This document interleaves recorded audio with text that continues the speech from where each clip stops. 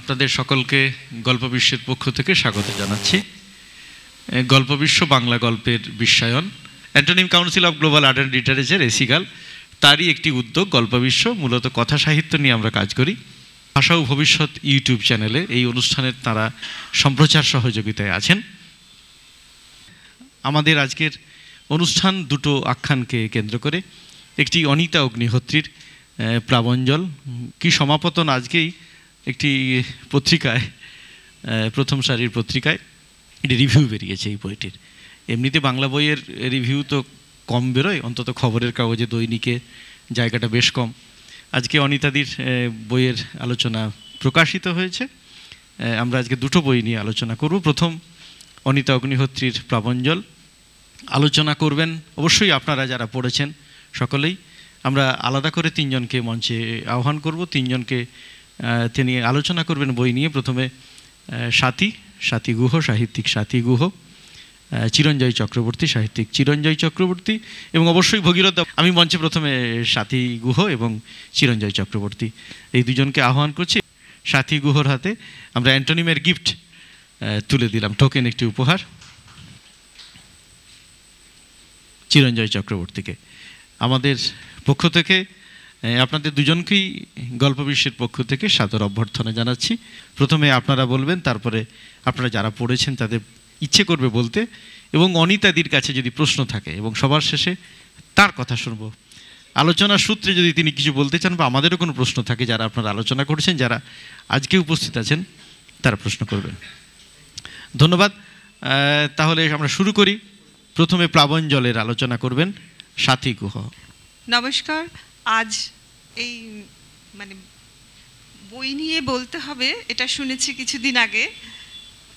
বইটা নিয়ে বলা শুধু চিরঞ্জয়দার ওই 327 পাতা না, বইটার যে বিষয়বস্তু সেটা বলা, এরকম বসে বসে বলা সত্যিই খুব কষ্টকর।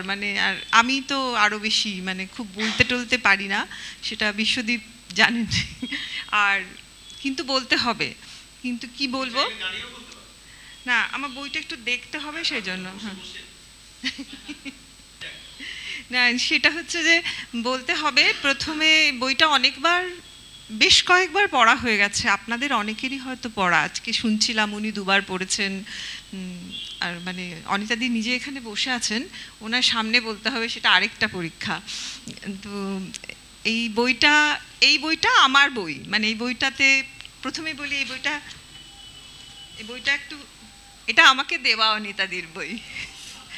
হ্যাঁ, সেটা ওর পুরস্কারের মতোই আরেকটা। তো বইটার আমি কিছু জিনিস, আমার ভালো লাগার জায়গাগুলো পড়েছি, অনেক অনেক ভালো লাগার জায়গা। তার মধ্যে ছোট করে বলতে হবে বলে কিছু জায়গায় দাগ দিয়ে নিয়ে এসেছি। এখানে ওই পোস্ট-ইট লাগিয়েছি, উল্টে উল্টে দেখব। সেটা পড়বার যদি সময় মনে হয় হচ্ছে বলবো, কিংবা আমি উল্লেখ করে করে যাব। প্রথম কথা হচ্ছে, বইটা উৎসর্গ করা হয়েছে, আমার কথায় বলেছেন লেখক, প্রথমে প্রফুল্ল রায়কে। আর প্রফুল্ল রায়ের লেখার একটা যে কোটেশন আছে, উনি ব্যবহার করেছেন আমার কথায়। আমার লেখার প্রথম ও শেষ কথা হলো মানুষ, মানুষের দুঃখ সংগ্রাম, তীব্র প্যাশান, তার আনন্দ, তার অস্তিত্বের সংকট বা আত্মানুসন্ধান, এসবই আমাকে লেখক হবার প্রেরণা দেয়। আজীবন মানুষ নামক এক মহাদেশকে আমি বারবার আবিষ্কার করে যাব। এটা প্রফুল্ল রায়ের দেশে সাহিত্য সংখ্যায় বেরিয়েছিল, এখানে উনি আমার কথায় লিখেছেন। এবং এটা অনিতাদিরও নিজের কথা বলে উনি মনে করেন বলেই এখানে লিখেছেন যে মানুষ। কিন্তু সে মানুষ কেমন মানুষ, যখন শুরু করছেন লিখতে একদম স্পষ্ট করে দিচ্ছেন। সেই মানুষ যখন নর্মদাকে নিয়ে লিখছেন, স্পষ্ট করে দিচ্ছেন যে আমার আখ্যান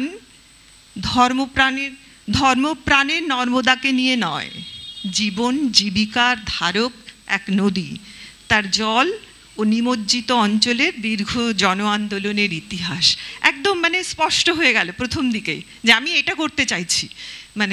এখানে লেখক কাউকে যে তুমি কতটা ভেবে নেবে, আমি কতটা ফিকশনাল, আমি কতটা রিসার্চার বলেছেন উনি। আমি গবেষণা করেছি, কিন্তু তাকে বারবার আখ্যানে গেঁথে দিতে চেয়েছি, কারণ সেই মানুষকে বলতে হতো।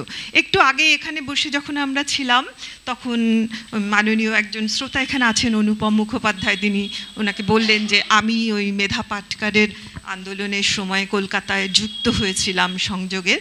কিন্তু তখন অনিতাদি আবার বললেন, হ্যাঁ ওই আন্দোলনেরটা তো ওরকমই ছিল, গোটা ভারতবর্ষের ব্যাপার, কিন্তু আমি বলতে চেয়েছি ওইখানকার মানুষদের কথা বেশি করে, যে মানুষরা বারবার যাদের আসলে জমি নিমজ্জিত হয়েছে, যারা ডুবে গেছেন।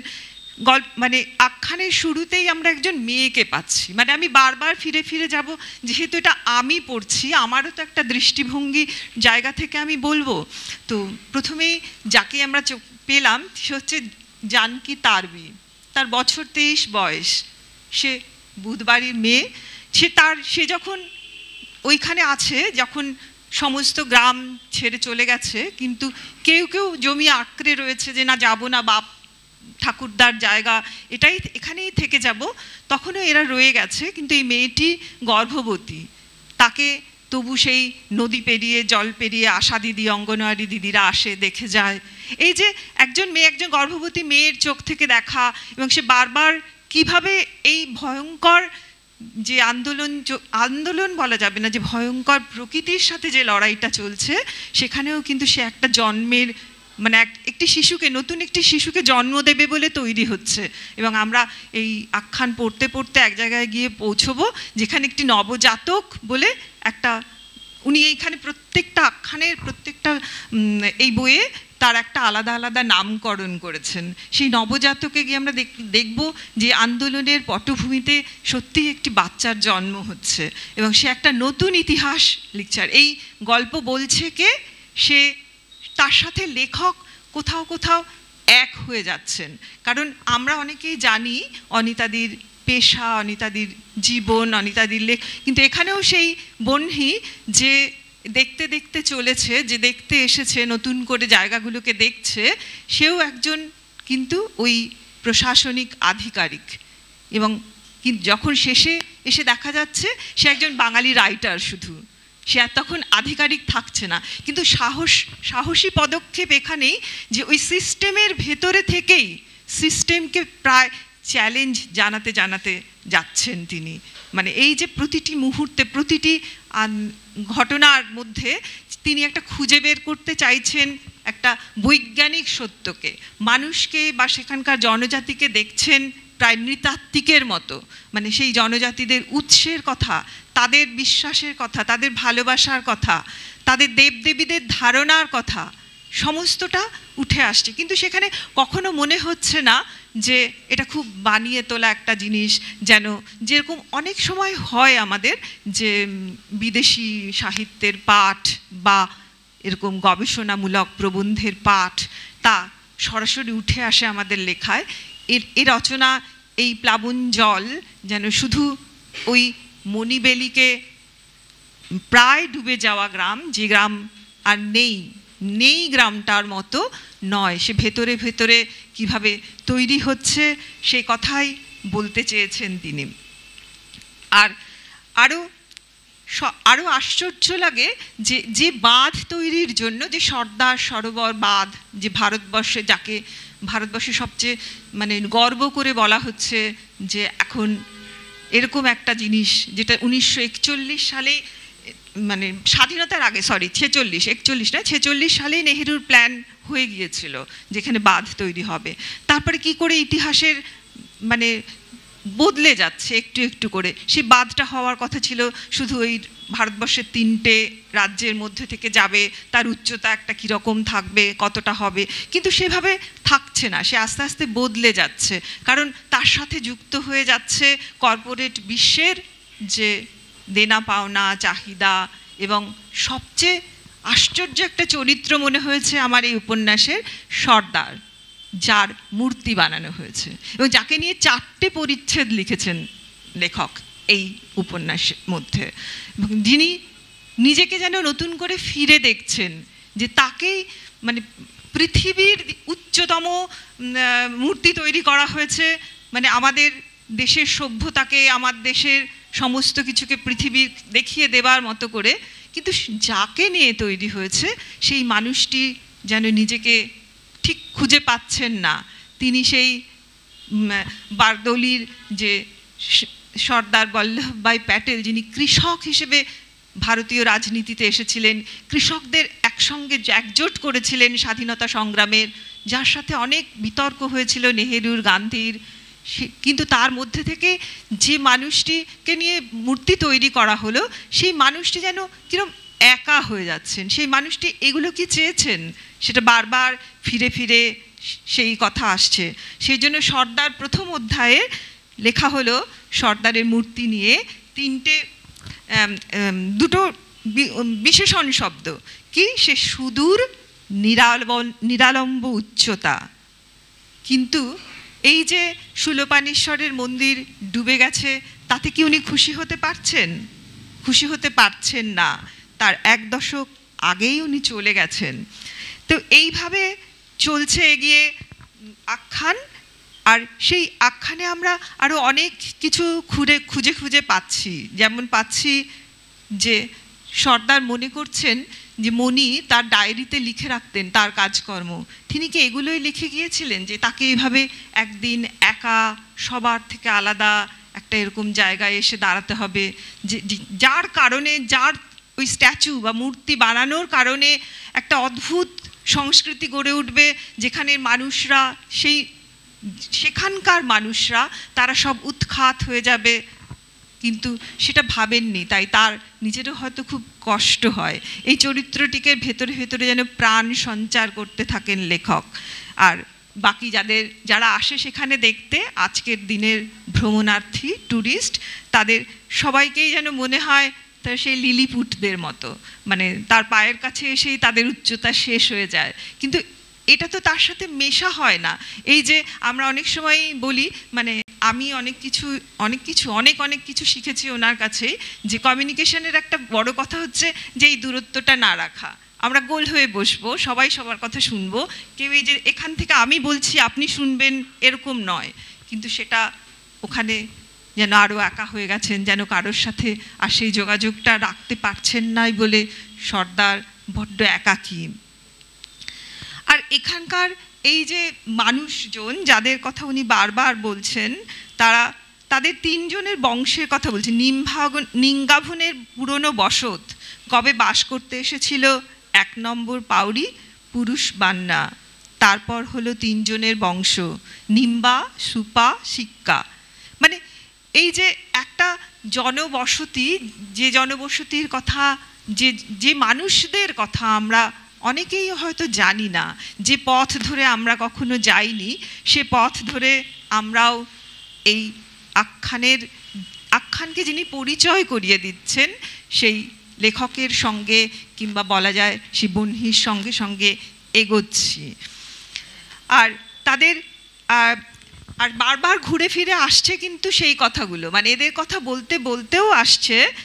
এখানে ভরত একটি চরিত্র, যে মেধা পাটকারের সঙ্গে থেকে কাজ শিখেছেন, প্রতিবাদের কাজ এবং মানুষকে এক জায়গায় একজোট করার কাজ শিখেছেন। তাকেও কিভাবে স্কুল থেকে পাঠিয়ে দেওয়া হয়েছিল, কারণ তার ওই জাতপাতের কারণে।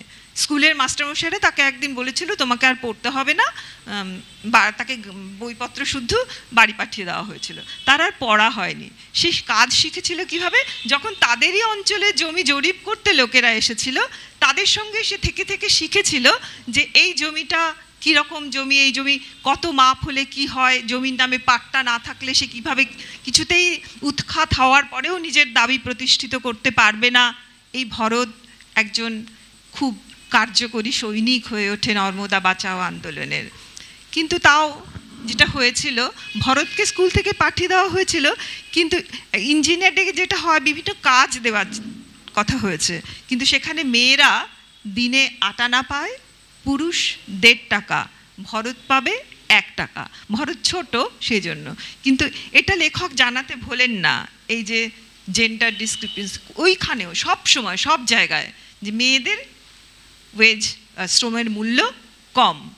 এই ফিরে ফিরে আমরা এই এক্ষুনি বলছিলেন না যে লিঙ্গ সাম্যের কথা, এই কথাগুলো মানে সবসময় যে আমাকে আলাদা করে বলতে হবে তা না, মানে গল্পের মধ্যেই আখ্যানের মধ্যেই এ কথা জুড়ে জুড়ে যাবে।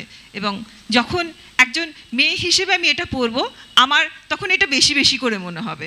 এই তো এটা হওয়াটাই স্বাভাবিক। আমি কয়েকদিন আগে একটা ওই ট্রান্সলেশনের সেমিনারে ছিলাম, সেখানে একটা অদ্ভুত কথা উঠে এসেছিল যে মেয়েদের লেখা কি পুরুষ অনুবাদ করতে পারবে, একদম এই প্রশ্ন। সে জেএনইউ এর একজন অধ্যাপক, তিনি বলেছিলেন, কিংবা বলেছিলেন দলিতের লেখা কি কোনো ব্রাহ্মণ অনুবাদ করতে পারবে। মানে এই যে কাস্ট জেন্ডার নিয়ে যে সচেতনতা, এটা কিন্তু একটা বড় প্রশ্ন। সেজন্য আমি যখন পড়তে যাচ্ছি, আমার কাছে কিন্তু বারবার বড় হয়ে উঠছে এই মেয়েরা, এদের কথা। মনে হচ্ছে যে সে সার্ভের দলে নাম লিখিয়েছে এবং তার স্ত্রী গৌরীর কথা। আর আশ্চর্য আরেকটি চরিত্র আমাকে খুব ভাবিয়েছে, সে হচ্ছে জিঞ্জিরি বাই। সে একজন ওই অঞ্চলের নেত্রী। মেধা পাটকার তো গেছেন ওইখানে, তাকে বারবার এটা সহ্য করতে হয়েছে যে তুমি আমাদের লোক নও, তুমি বাইরে থেকে এসেছো। এবং সবচেয়ে আমি এই কবিতাটা একটুখানি পড়বো, মানে না পড়লে মানে আমার শান্তি হবে না বলে। তো এই যে এই জিঞ্জিরি বাই অদ্ভুত একটা ক্যারেক্টার, মানে সে কিন্তু ওই সমাজের একজন মানুষ হয়েও তার অত বেশি লেখাপড়া জানা নেই, কিন্তু তার মধ্যে একটা অদ্ভুত মানে সত্তা জন্মে গেছে। সে লড়ে নিতে শিখেছে, সে যার সাথে থাকছে, যাকে বিয়ে করেছে সে অন্য জাতের, এমনকি সে মুসলিম। মানে সেটা হওয়াটা ওইখানে খুব একটা বোধহয় সহজ ছিল না, কিন্তু সে নিজে বলছে যে এটার থেকে ভালো হতে পারতো না, কারণ আমার সমাজের একজন পুরুষ আমাকে এই সম্মানটা দিত না যেটা সে যাকে বিয়ে করেছে সে দিয়েছে, এইটা বলা। আর একটা হচ্ছে যে অদ্ভুতভাবে উনি দেখাচ্ছেন যে যেখানে মিটিং হয়, মানে মিটিং হওয়ার সময় সবসময় দেখা যায় যে মানে যাদের নিয়ে কাজ তাদেরকেই সবচেয়ে কম গুরুত্ব দেওয়া হয়। এটা আমরা আজও জানি, মানে যারা আমরা উন্নয়নের কাজ করি, উন্নয়নের কর্মী, আমরা জানি যে যেটা মানে একটা উন্নয়নে যে পরিকল্পনা করা হয় তার বাজেটের অনেকটাই বেরিয়ে যায় যারা এই ভাবনা চিন্তা করি আমরা তাদের জন্য। যাদের জন্য করার কথা তাদের কাছে অনেক কম পৌঁছয়। এ কথা বারবার এই যে সিস্টেমের মধ্যে থেকেও, মানে বন্ধির মতো মানুষ যিনি বাঙালি রাইটার হয়ে যাচ্ছেন পরে, তিনি কিন্তু এই কথাগুলো বলতে পারছেন। এটা কিন্তু খুব সহজ না বলা। মানে আজকে আমি যেখানে কাজ করি সেই কাজের জায়গায় থেকে কাজ করতে করতে সেই কাজের ভেতরের যে নিয়ম, যে সিস্টেম যাকে আমরা বলি, তাকে নিয়ে আমি কতটা সোচ্চার হতে পারবো আমি দিনের শেষে জানি না। কারণ শেষ পর্যন্ত মাসের শেষে একটা মাইনে ঘরে না এলে আমার জীবন যাপন চালানো অসুবিধে। সবাই সাত্তকীর মতো না, চাকরি ছেড়ে দিয়ে সাহিত্য করছে বা নিজের মতো কাজ করছেন। হ্যাঁ, তো তারপরে দেখা যাচ্ছে যে মেয়েরা না বদলে যাচ্ছে। মানে প্রথমে তাদের দিত না মিটিংয়ে বসতে, তারপর একদম বলছেন যে ওরা শেষের দিকে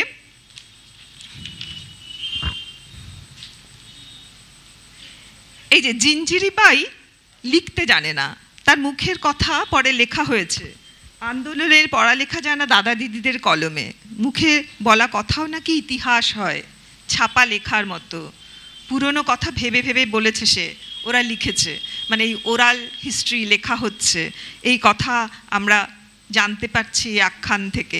এর জন্য আলাদা করে কিন্তু মানে ওনাকে ওই যে খুব একটা তথ্য দিচ্ছেন এরকম মনে হচ্ছে না। মানে জিঞ্জিরি বাই চরিত্রটাই এমন যে নর্মদা আন্দোলনে গ্রাম প্রতিনিধি, আর সবচেয়ে আশ্চর্য বলা যাবে না, এত মানে কি বলবো, এত উত্তেজিত পড়তে পড়তে বা বলতে বলতে হয়ে পড়তে হয় যে সব কথা বলা যাবে না, কিন্তু একটা লাইন বলবো। গ্রামে অফিসার লোকেরা মিটিং ডাকলে আগের মতো আর পিছনে লুকোয় না, চেয়ার টেনে সামনের দিকে এসে বসে। এই যে মানে এম্পাওয়ার্ড উইমেন, মানে এটা তো মানে এটা ঠিকই যে অনিতা অগ্নিহোত্রী লিখছেন বলেই এরকম হচ্ছে, এটা হয়তো খুব জোর গলায় আমি বলতে পারি, কিন্তু হয়তো ওই যেটা শতাব্দী বললেন যে যেভাবে আগে রূপকথা লেখা হতো তাকে রিটোল্ড করা হবে, এইটার সময় এসে গেছে। মানে অনেক দিন আগেই এসেছে, আমরা কেউ পিছিয়ে ছিলাম, কিন্তু এখন আমরা এই কথাটা জোর দিয়ে বলতে পারি যে আমাকে আর ওই পিছনে দাঁড় করিয়ে রাখা যাবে না, আমি ওই মাটিতেও বসবো না, যদি তুমি চেয়ারে বসো আমিও চেয়ারেই বসবো, কারণ আমার সমান অধিকার, মানে আমি এই আন্দোলনের একজন প্রতিনিধি। পেরিয়ে গেছে সময়, পেরিয়ে গেছে না? আচ্ছা তাহলে মানে আচ্ছা না, আমি তাহলে একটু একদম ছোট করে আনি। মানে এই পড়তে পড়তে আমি কিছু চরিত্রকে আর কি এক জায়গায় করছিলাম, নাম যারা এখানে আছে। মণিবেন যে সর্দারের মেয়ে, তার কথা আছে। অপর্ণা বলে একটি চরিত্র আছে, যে এখন মিউজিয়ামে দেখাশুনো করে, আগে স্কুলে পড়াতো। অপর্ণা নামটা শুনলেই আমাদের বাঙালি পাঠকের সঙ্গে সঙ্গে বিসর্জনের কথা মনে পড়ে। এখানেও কিন্তু সেই অপর্ণা নিজেকে বুক চিতিয়ে দিয়েছে, বলেছে যে বুলডোজার নিয়ে যখন ভাঙতে এসেছে যে এই মিউজিয়াম রাখা যাবে না, আর কাউন্সিলর এসেছেন, তখন বলেছে রাখা যাবে না, ঠিক আছে তাহলে আমার উপর থেকে যেতে হবে। কিন্তু এই যে একজন মেয়ে, মানে সে খুবই কম পড়াশুনো করেছে, সে একটা ছোটদের বাচ্চাদের পড়াতো, কিন্তু সে সেখান থেকে কিভাবে এই শক্তিটা পেয়ে যাচ্ছে। তারপর গৌরী, সাধনা, ইন্দুমতি, শুলিয়া, তিছলি, সুকি টেটলার বউ। এই গল্পটা একটুখানি বলি, না হলে মানে আমার থামতে পারবো না আর কি। হ্যাঁ, টেটলার বউ হচ্ছে সুকি, একটা মেলায় গিয়ে, এদের মধ্যে আছে যে সে মেলায় গিয়ে সে পছন্দ হলে তার সাথে চলে যেতে পারে, থাকতে পারে, তারপরে বিয়ে হতে পারে, কন্যাপণ দিয়ে পুরুষ তার পছন্দের নারীটিকে নিয়ে আসে ঘরে। তো এখানে আশ্চর্য, মানে এই যে সুকি টেটলার যে বউ, মানে সে কিছুদিন পরে হারিয়ে গেছে, তাকে আর পাওয়া যাচ্ছে না। তো তখন গ্রামের অন্য মেয়ে দুজন, তারা ওই ছোট মানে কম বয়সী বধূ, তারা নিজেদের মধ্যে আলোচনা করছে যে আমি তখনই জানতাম ও থাকবে না, কারণ কি ওই পিঠ কাটা চলি পরে আর পায়ে ছমছমে মল পরে এসেছে। তার মানে এই পোশাক নিয়ে সমস্যা শুধু আমাদের কলকাতা শহরের না, দিল্লি শহরের না, মানে বম্বে শহরের না, মেয়েদের পোশাক নিয়ে সমস্যা ওইখানেও সেই এক। মানে সেদিন সে মেয়েরাই ঠিক করে দিচ্ছে যে তো থাকবে না, তখনই জানতাম, কারণ ওরকম পিঠ কাটা চলি আর ছমছমে পায়েল পরে এসেছে। তো এই যে মেয়েদেরকে দেখায় যে চিনিয়ে দেওয়া, এই হাতে হাতে ধরে ধরে চলা, এরকম অনেক অনেক ঘটনা, এত বলাতে যাবে না। তবে পুরুষদের মধ্যে শুরুই হয়েছে হীরেন তর্বিকে দিয়ে, যে সরপঞ্চ ওই অঞ্চল, কিন্তু কিছুতেই এখনো ছেড়ে যাবে না। এবং তারপরে এই বইয়ের আখ্যানের শেষের দিকে উনি একদম বলেছেন, সেই গল্প বলতে গিয়ে যে সরপঞ্চ, সেই সরপঞ্চের যে 7 বারের সরপঞ্চ বোধ হয়, তারও জমি সে ব্রিটিশ মানে যখন ল্যান্ড অ্যাকুইজিশন হচ্ছে তার জমি নিয়ে নেওয়া হয়েছে, মানে সরপঞ্চকেও ছাড় দেওয়া হয়নি। সে এতদিন যে জনপ্রতিনিধি, মানুষের ভোটে জিতে হয়েছে, কিন্তু তার জমিও নিয়ে নেওয়া হয়েছে। কারণ উন্নয়ন এমনই একটা জিনিস যে উন্নয়ন শুধু দেখে, ওই সামনে যখন উন্নয়নের পরিকল্পনা করা হয় তখন উন্নয়নে যারা পরিকল্পক তাদের এদিকে সেই ঠুলিটা বাঁধা থাকে, শুধু সামনে থাকে যে বড় বড় মানুষের লাভ। আমার মনে আছে বহুদিন আগে যখন মা ব্রিজ তৈরি হয়নি, হচ্ছিল কাজ, মানে ওই রবীন্দ্র সদনের ওই দিকটা হচ্ছিল, তখন একটা গল্পের আসরে মানে একজন বলেছিলেন যে হ্যাঁ ওটা তো করতেই হবে, বাবুরা গাড়ি চালিয়ে যাবে, না হলে অসুবিধে। মানে এই যে হ্যাঁ সত্যি বাবুরা গাড়ি চালিয়ে যায়, বাবুরা তো ভাবেই এরকম, কিন্তু যেটা ভাঙতে ভাঙতে যায়, যেটা উচ্ছেদ হতে হতে যায়, যেমন সল্টলেকের দত্তাবাদে যারা আজ এখনও থাকেন, তারাই যে ওই অঞ্চলের মানুষ, আমরা প্রায় ভুলেই যাই যে ওটাই ছিল ওদের আসল জায়গা। কিন্তু যারা প্রান্তে ছিলেন তারা ক্রমশ আরও প্রান্তিক হন, কিন্তু তারই মধ্যে থেকে আমাদের বেছে নিতে হয় আমাদের পথ, যে আমরা কতটা সোচ্চার হব এবং কতটা এগিয়ে আসব। এই প্লাবন জল, যে প্লাবন জলের যেখানে যখন বন্টি যাচ্ছেন, যাদের কাছে যাচ্ছেন দেখতে, তারা হিসেবই জানে না, গেছে কিছু গ্রাম এরকম বলেন, তখন উনি হিসেব দেন এতগুলো গ্রাম ডুবে গেছে, এত মানুষ উচ্ছেদ হয়েছে, তারা অবাক হয়ে যায় যে তো এখানে আজকে একদিনের জন্য এসছে, কি করে জানে। তার মানে এটা নয়, কিন্তু এটা বিগ ডেটা, মানে ওই বলা হচ্ছে ডেটা বলতে হবে, আসলে তা না। আসলে কত মানুষের ঘর ডুবে গেছে ওই নর্মদার সর্দার সরোবর তৈরি করবার জন্য। 3টি রাজ্যে আরও কত বাঁধ তৈরি হয়েছে, এমন এমন বাঁধ তৈরি হয়েছে যে সরকারি অফিসাররাও তার খবর জানেন না, কিংবা জানলেও বলতে চান না। যখন খুঁজছেন উনি যে মধ্যপ্রদেশে সেই বাঁধটা কোথায়, তখন সরকারি অফিসার ওনাকে জিজ্ঞেস করছেন বন্ধুকে যে কেন যেতে চান ওখানে, ওই বাঁধটা হচ্ছে না, বন্ধ হয়ে গেছে বাঁধের কাজ, আপনি কি শাড়ি কিনবেন, মানে মহেশ্বর বাঁধ, মানে মাহেশ্বরী শাড়ি তৈরি হয় ওখানে।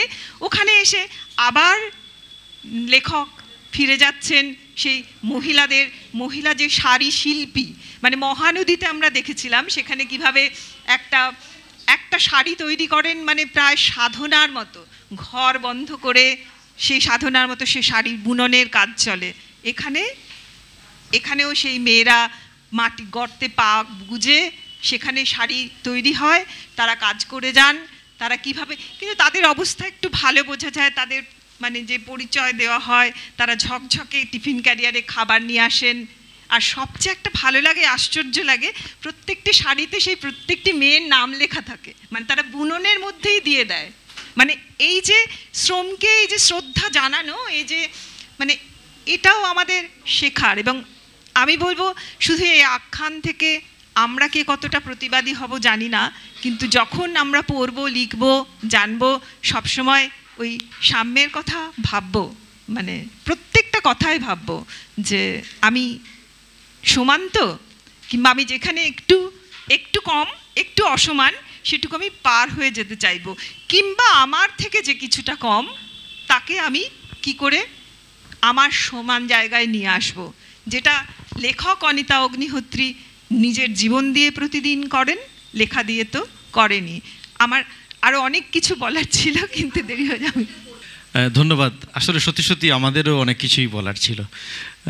আমি শুরুতেই বলেছিলাম যে আজকেই একটি পত্রিকায় প্লাবনজলের একটি রিভিউ বেরিয়েছে, কিছুদিন আগে, দিন 15 আগে কি 1 সপ্তাহ আগে, তার প্রকাশক তারা একটি আলোচনার আয়োজন করেছিলেন এইটা নিয়ে। কিন্তু উল্লেখ করা দরকার, আমরা 3 মাস আগে, হ্যাঁ ঠিক 3 মাস আগে প্লাবনজল এবং অভিজিৎদার কুসুমনগর এই দুটো বইকে নিয়ে যে আলোচনা করবার কথা ভেবেছিলাম সবার আগে, তখনও বোধহয় কোনো রিভিউও বেরোয়নি, কেউ আলোচনা করবার কথা ভাবেনি।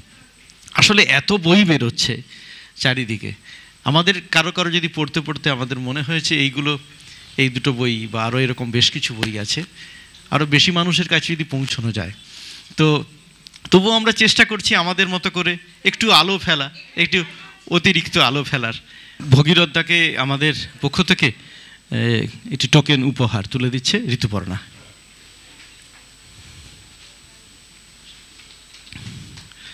ধন্যবাদ ঋতুপর্ণা। এখন চিরঞ্জয় চক্রবর্তী বলবেন। গুরু মহারাজকে প্রণাম, আপনাদের সবাইকে নমস্কার। যখন দেখলাম সাথী আছে আমার আগে, তো আমি ন্যারেটিভটা নিয়ে আলোচনা করতে চাইনি, আমি একটু অন্যভাবে ভাবার চেষ্টা করেছি, এতে মারও খেতে পারি কারোর কাছে। যাই হোক, আমি আমার মতো চেষ্টা করেছি কীভাবে সেটা পড়ে দেখাই। যে কোনো পুস্তক পাঠ লেখক ও পাঠকের মধ্যে একটা খেলা, এ খেলায় হার জিত নেই, বোধের বিনিময় হয়, বোধির উত্তরণ ঘটে। বইটি হাতে পেয়ে সেই খেলায় মেতে উঠেছিলাম। নামপত্রে লেখা আছে প্লাবন জল। দুটো শব্দের মধ্যে কিছুটা অব্যবহৃত স্থান আছে। প্রথমে মনে হয়েছিল এটা মুদ্রণ প্রমাদ, কিন্তু সেটা এক জায়গায় নয়, পরপর সব জায়গায় আছে। শব্দ দুটো আলাদা, তাই চিন্তা প্রসারিত হলো।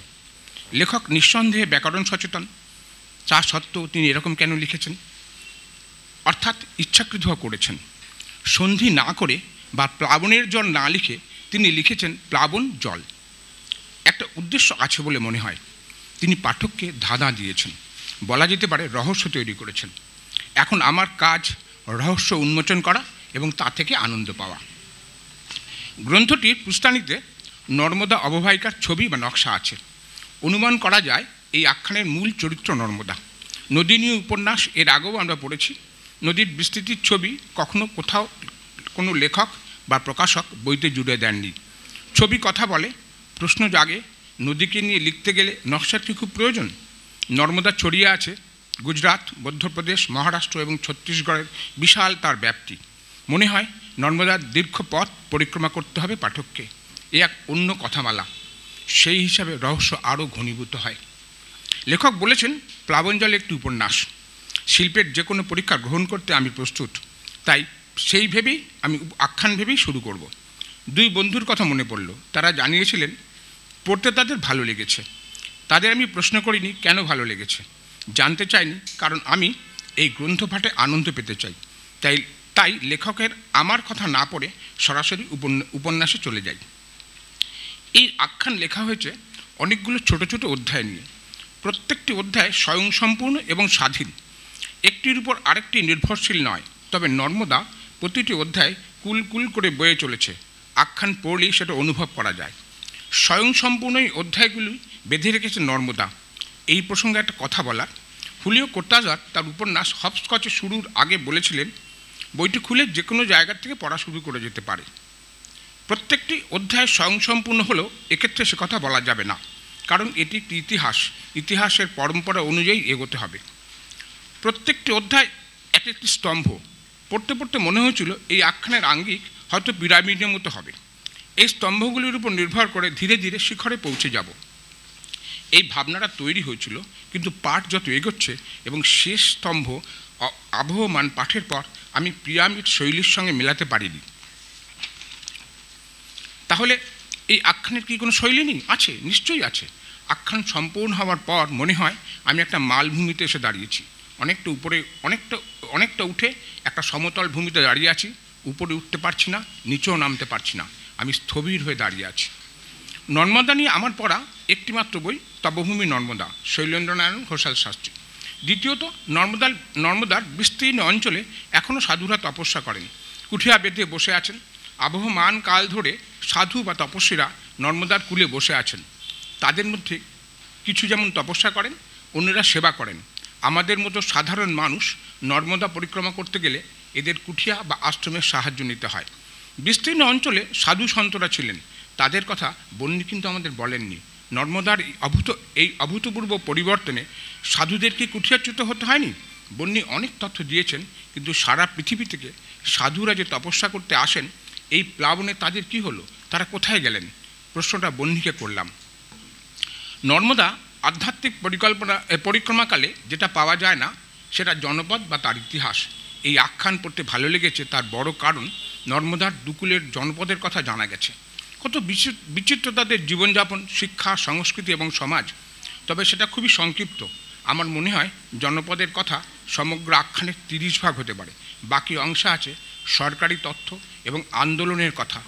যে কোনো লড়াই বা সংগ্রামের কথা পড়তে ভালো লাগে, কারণ মানুষ উত্তরণ চায়, মানুষ দেখতে চায় কতক্ষণে উত্তরণ হলো।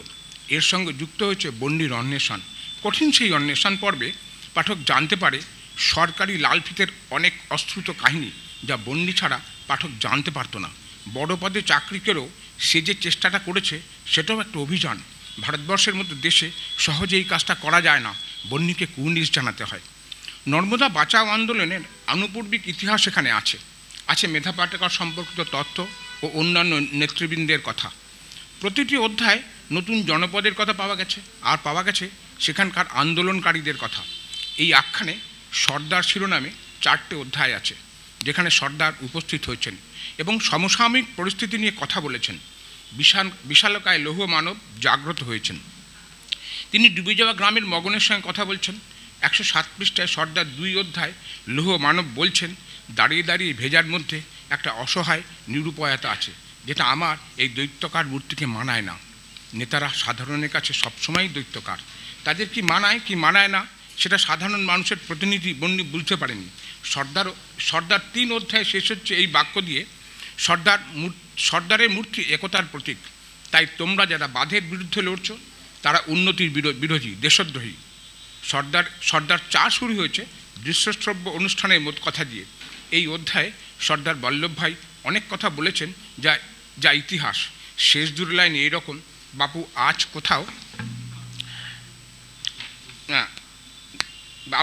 কোথাও নেই। জওহরের নাম ঘষে তুলে দেওয়া হয়েছে। আর সেই উন্মাদ আততায়ীর বিদ্বেষ বাপুর স্বপ্নের ভারতকে ছিন্ন উদ্ভ্রান্ত করে দিচ্ছে। ভারতবর্ষের প্রকৃত ছবি এই 4টি অধ্যায় বিধৃত হয়েছে। এই 4টি অধ্যায় উপন্যাসটির প্রাণভোমরা। আরেকটি অধ্যায় আছে বন্যী, যেখানে অসাধারণ একটি ছবি এঁকেছেন, যার শিরোনাম নবজাতক। সাধারণত দেখা যায় শিল্প সাহিত্যে যখন নবজাতক আসে একটা উদ্দেশ্য বা নতুন জীবনের কথা, স্বপ্ন এবং অঙ্গীকারের কথা বলার জন্যই নবজাতককে আনা হয়। এক্ষেত্রে সেই অনুষঙ্গ আমার কাছে আসেনি, তবে একজন গর্ভবতী মহিলার সংগ্রামের মধ্যে দিয়ে উন্মুক্ত আকাশের নিচে শিশুর জন্ম দেওয়া অকল্পনীয় ব্যাপার, কুর্নিশ জানাতে হয় সেই মাকে। এই আখ্যানটির প্রতিটি অধ্যায়ের নাম চমৎকৃত করে। প্রায় প্রতিটি অধ্যায় নতুন নতুন জনপদে পাঠককে নিয়ে যায়। নতুন জনপদ, তার ইতিহাস এবং সংস্কৃতি পাওয়া যাবে। সেই ইতিহাস সংগ্রহ করার জন্য তো আখ্যান পাঠ করছি না, কারণ কয়েকটি অধ্যায়ের পর পাঠক বুঝতে পারে হেরে যাওয়া মানুষের গল্প শুনছি। পাঠক উত্তরণ চায়। সুখপাঠ্য একটা আখ্যান অর্ধেক পাঠ করার পর নতুন জনপদ এবং কুশীলবের নাম নতুন হলেও পাঠক বুঝতে পারে এই জনপদের লোক ডুববেই, কারণ সরকার বা প্রশাসন এদের কথা ভাবছে না। ফলে পাঠক শুধুমাত্র ওই জনপদের সংস্কৃতি জানার পর আন্দোলনের কথা তার কাছে গৌণ হয়ে পড়ছে, কারণ নর্মদা বাঁচাও আন্দোলন জনজাতিকে সুরাহা দিতে পারছে না। প্রশাসন তাদের কথা মনে রাখছে না, যেভাবেই হোক এদের মুছে দিতে চাইছে। ফলে একটা সময়ের পর আন্দোলন বা তার সংখ্যাতত্ত্ব অলঙ্কারের মতো সেই অধ্যায়ে যুক্ত হচ্ছে। এবার ভাষার প্রসঙ্গে আসি। আমি এই আখ্যানে অনেক শব্দ ব্যবহার করা হয়েছে যা বাংলা ভাষায় ব্যবহার হয় না। সেগুলি গুজরাটি, মারাঠি বা অন্য কোনো ভারতীয় ভাষা হতে পারে। যেহেতু কখনো উদ্ধৃতি চিহ্নের মধ্যে দেওয়া, আবার কখনো সেগুলি উদ্ধৃতি চিহ্নের মধ্যে নেই, তাই বাংলা বলে পড়তে গিয়ে অসুবিধা হয়। নর্মদা বাঁচাও আন্দোলন যখন উদ্ধৃতি চিহ্নের মধ্যে থাকছে না, তখন নর্মদা বাঁচাও আন্দোলন হওয়া উচিত ছিল। কোথাও কোথাও সেটা হয়নি। এটা যে বর্ণ সংশোধনের সময়ের গাফিলতি, সেটা বোঝা গেল পাঠক বিব্রত হন। আরেকটি উদাহরণ নন্দুর বার। কখনো নন্দুর এবং বার আলাদা ছাপা হয়েছে। এই ঘটনাটা অনেক ক্ষেত্রেই ঘটেছে, অনেক জনপদের ক্ষেত্রেই ঘটেছে। এই অসতর্কতা পাঠককে স্বস্তি দেয় না। মণিবেলি অধ্যায়ে প্রথমেই দুটো পৃষ্ঠাপন্নতে আছে। দুটো পরপর বাক্যে জলস্তর ও লেভেল, এই শব্দ দুটো প্রায় সমগ্র আখ্যান জুড়েই আছে। দুটো শব্দ পাশাপাশি বাক্যে ব্যবহার হলে বিসদৃশ্য লাগে। এছাড়াও একটা অসাধারণ প্রয়োগ আছে। যে গ্রাম ডুবে গেছে তাকে বলা হয়েছে ডুবগ্রাম। যেমন মণিবেলি ডুবগ্রাম। হয়তো ডুবগ্রাম শব্দটা মারাঠি, গুজরাটি বা অন্য কোনো জাতি যারা নর্মদা অববাহিকায় বাস করে বা লেখক তৈরি করেছেন হতে পারে। তবে সুন্দর প্রয়োগ। এই আখ্যানে এত রকম ভাষা ব্যবহার করা হয়েছে, তাতে অনেক শব্দ না বুঝে অনুমান করতে হচ্ছে। দু একটা উদাহরণ দিচ্ছি। প্রবৃদ্ধা এক, রমণী এক। এই প্রবৃদ্ধা শব্দটা আমরা বাংলায় ব্যবহার করি না। 69 পৃষ্ঠায় এটা আছে। এই শব্দটা অন্য কোনো ভাষা থেকে সংগ্রহ করা হয়েছে, তার কোনো চিহ্নও নেই। প্রবৃদ্ধা অর্থে কি অতিবৃদ্ধা বা প্রকৃষ্ট রূপের বৃদ্ধা? এরপরে যে শব্দের কথা বলবো,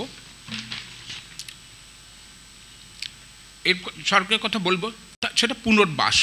বেশ কয়েক জায়গায় শব্দটা ব্যবহার করা হয়েছে। প্রাথমিকভাবে মনে হতে পারে পুনর্বাসনের জায়গায় ভুল করে ছাপা হয়েছে।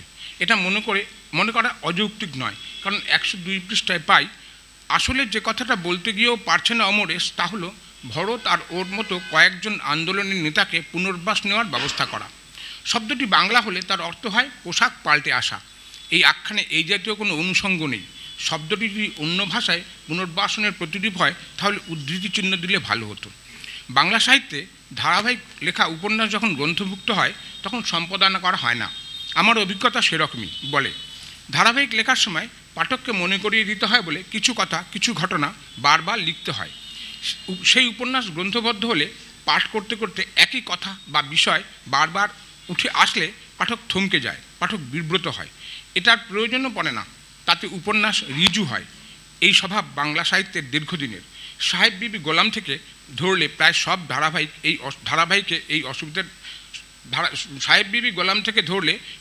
ধারাবাহিক এই অসুবিধাটা নিজস্ব করে রেখেছে। এই আখ্যানেও সেই সমস্যাটা আছে। লেখক সামনে বসে আছেন, প্রশ্নই করবেন চিরঞ্জয় কী পড়লে, কিছু কি পাওনি? অনিতাদি বলতেই পারে আমাকে, পেয়েছি, নিশ্চয়ই পেয়েছি। আমাকে লিখে পড়ছি। তো বলে দিলাম অনিতাদি সামনে আছে বলে কথাটা বললাম। এটাও লিখেছি, লেখক সামনে বসে আছেন।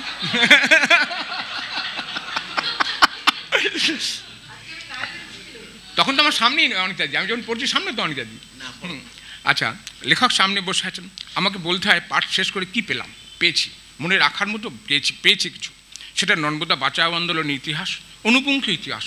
সেই ইতিহাস যিনি লিখেছেন তিনি কোনো মাধ্যম থেকে সংগ্রহ করেননি। এই আন্দোলনের মাঝে অন্যতম আন্দোলনকারীর মতো দাঁড়িয়ে প্রায় সমগ্রটা ধরে রেখেছেন। শুধু তাই নয়, তার নিজের সামাজিক অবস্থান থেকে নেমে এসে প্রশাসনিক বাধ্যবাধকতাকে গুরুত্ব না দিয়ে নিজের জীবন ও জীবিকা বিপন্ন করে প্রান্তিক মানুষের সঙ্গে নিজেকে মিশিয়ে ইতিহাস নির্মাণ করেছেন। একই সঙ্গে পেয়েছি একটা ভয়ঙ্কর সংবাদ, ভারতবর্ষ স্বাধীনতার এতদিন পরও প্রান্তিক মানুষদের জীবন জীবিকার নির্মম ছবি, ভাবতেও কষ্ট হয়। এছাড়া পেয়েছি নর্মদা অববাহিকার জনপদের সংস্কৃতির নানা কথা। আমরা সাধারণ মানুষরা যে কোনো আন্দোলনের উপরতলের সংবাদ পাই, তার অন্দরে পরতে পরতে কত কিছু থাকে তা জানতে পারি না। নর্মদা বাঁচাও আন্দোলনের অনুপুঙ্খ জানার পর নিজের কাছে প্রশ্ন তৈরি হচ্ছে, জুনিয়র ডাক্তারদের আন্দোলনে প্রশাসন কী কী ভূমিকা নিতে পারে। আপনাদের শুভ হোক, নমস্কার। প্রথমে আমি ধন্যবাদ জানাই চিরঞ্জয় দাকে, এবং একটা জিনিস আমার ভালো লাগছে আমাদের, যে তার আগে সাথী দিয়ে আলোচনা করলেন, দুজনের দৃষ্টিকোণ আলাদা। এবং আরেকটা জিনিস মনে হয়েছিল, পরবর্তীকালে আমরা যখন বই নিয়ে আলোচনা করব, আমরা চেষ্টা করব যদি প্রকাশকের প্রতিনিধি হিসেবে কেউ থাকেন, কারণ চিরঞ্জয় দা আলোচনায় যে কথাগুলো বললেন তার অনেকটাই বোধহয় প্রকাশকের শোনা দরকার ছিল। এবং আরেকটা জিনিস যে চিরঞ্জয় দা শেষ করলেন ওই আরজি করের কথা, আপনারা খেয়াল করেছেন নিশ্চয়ই, আমরা কার্ড এবং ফ্লায়ারে দুই জায়গাতেই আমাদের এই প্রতিবাদের কথাকে চিহ্ন হিসেবে ধারণ করে আছি। আমরা স্বাভাবিক কর্মকাণ্ড করছি, অনুষ্ঠান করছি, এবং প্রতিবাদটা অধিকার বিশ্বদীপ চক্রবর্তী আমাদের সেই টি শার্টটা পরেছে, সেটাও আমরা জানান দিচ্ছি।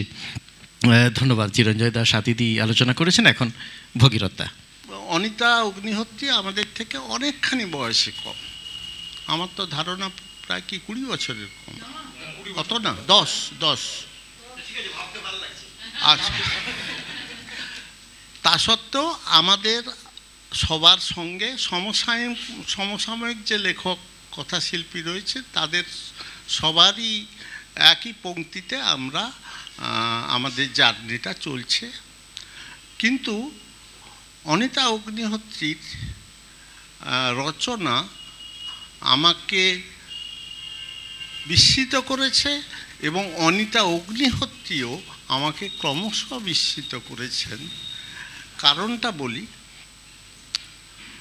যতদূর বুঝেছি বোধহয় কলকাতাতেই জন্ম এবং বেড়ে ওঠা, কলকাতাতে বেড়ে ওঠা, এবং মোটামুটি ধরন দেখে বুঝি বেশ অভিজাত পরিবারে জন্ম, উচ্চবিত্ত পরিবারে জন্ম, যা হোক মধ্যবিত্ত উচ্চবিত্ততে একদম নাগরিক জীবন থেকে আইএএস পরীক্ষায় পাশ করে একটা অন্য ভূখণ্ডে, সেখানকার জনজাতি অন্য, সেখানকার ভাষা, খাদ্য, মিট, অনুষ্ঠান, সেখানকার মানুষের যাপন রীতি সব আলাদা, এরকম একটা জায়গায় তিনি চাকরি সূত্রে গেছেন।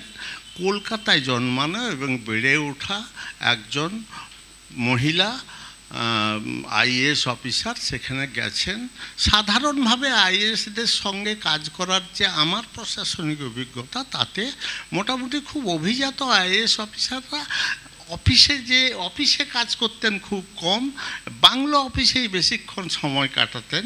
আমি যদি ধরে নিই যে অনিতা অগ্নিহোত্রী মোটামুটি বাংলা অফিসেই কাজ করবেন, এরকম একটা নাগরিক পরিবেশে বেড়ে ওঠা, কলকাতার মতো সিটিতে বেড়ে ওঠা, ডাইরেক্ট আইএএস হওয়া একটি মহিলা অন্য জায়গায় গিয়ে তিনি কিভাবে জীবনযাপন করবেন। তাহলে তিনি গল্প উপন্যাস লিখতেই পারেন, অনেকের এরকম শখ হয়, তাহলে তিনি গল্প উপন্যাস লিখবেন। মোটামুটি একটা বেশ প্রেম প্রণয় ঘটিত কল্পনা দিয়ে মনের মাধুরী মিশিয়ে টিশিয়ে কিছু গল্প লিখতে পারেন। অনিতা অগ্নিহোত্রী লিখলেন মহানদী, উড়িষ্যায় বয়ে যাওয়া, উড়িষ্যার ওপর দিয়ে সেই বিশাল মহানদী, তার দুপাশের জনগণ এবং মানুষের বাঁচা মরা সংগ্রাম, তাদের সমস্ত অনুষ্ঠান রীতি লোকযান সব কিছুকে জড়িয়ে মহানদীর মতো একটা উপন্যাস, একেবারে গবেষণা তুল্য সেই উপন্যাস, কিন্তু উপন্যাসের সমস্ত সুঘ্রাণগুলো তাতে আছে। আচ্ছা, একটা লিখলেন, গবেষণা করে লিখলেন, তারপরেই লিখলেন একটা লবণাক্ত। কচ্ছের রণ এলাকায় যে নুন তৈরির যে কারখানাগুলো আছে, সেই নুন তৈরির কারখানাতে মোটামুটি ওই আগারিয়া সম্প্রদায়ের লোকেরাই নুন টুন তৈরি করে। এবং এই আগারিয়া সম্প্রদায়ের এই নুন প্রস্তুতকারক এই সম্প্রদায়টির ওপরে যে চাপ, নানা সামাজিক এবং অর্থনৈতিক যে প্রতারণা এবং বঞ্চনার শিকার হয়, সেই বঞ্চনার শিকারকে নিয়ে একটা পুরো উপন্যাস। অজিত আগারিয়া বলে যে এই উপন্যাসের বর্তমান যে নায়কটি, তার ঠাকুরদা মহাত্মা গান্ধীর সঙ্গে সেই ডান্ডিতে লবণ অভিযান করেছিলেন। সেখানে তারা লবণের উপর থেকে ট্যাক্স যাতে কমানো হয়, সেই অভিযানে এই অজিত আগারিয়ার ঠাকুরদা ছিলেন। সেই সময়ের থেকে সেই বঞ্চনার ধারাবাহিকতা বহন করে তার নাতি অজিত আগারিয়া সেই একই বঞ্চনার শিকার। এই বিষয়টাকে নির্বাচন করা এবং তাকে নিয়ে একটা উপন্যাস লিখে ফেলা। পরের উপন্যাস লিখলেন কাস্তে হচ্ছে মারাঠাওয়াড় এলাকার যে আখ সমবায় রয়েছে, তাদের যে আখ সাপ্লাই করার জন্য যে আখ কাটারা, যেসব আখ কাটা শ্রমিক যারা, তাদের উপর যে নির্মম পীড়ন, তাদের উপর যে বঞ্চনা, তার ওপরে পুরো উপন্যাস লিখলেন। পরের উপন্যাস মরুকান্তার, একেবারে উড়িষ্যার দক্ষিণ দিক থেকে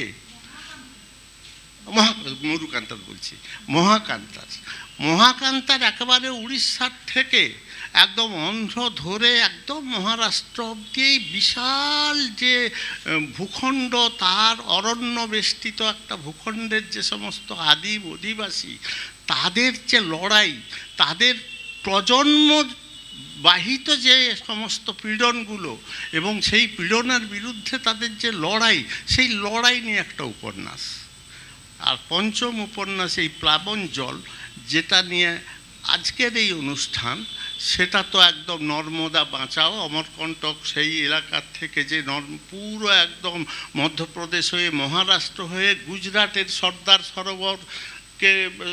সর্দার সরোবরের যে রিজার্ভার, সেই রিজার্ভার এবং মধ্যপ্রদেশের যে বাঁধগুলো দেয়া হয়েছে, তার ফলে ওই এলাকার যে বিপুল একটা ভূখণ্ড প্লাবিত হওয়ার ফলে কত গ্রাম যে নিশ্চিহ্ন হয়ে গিয়েছে, সেটাকে ছবি করে একদম এঁকে প্লাবন জলটা লিখেছেন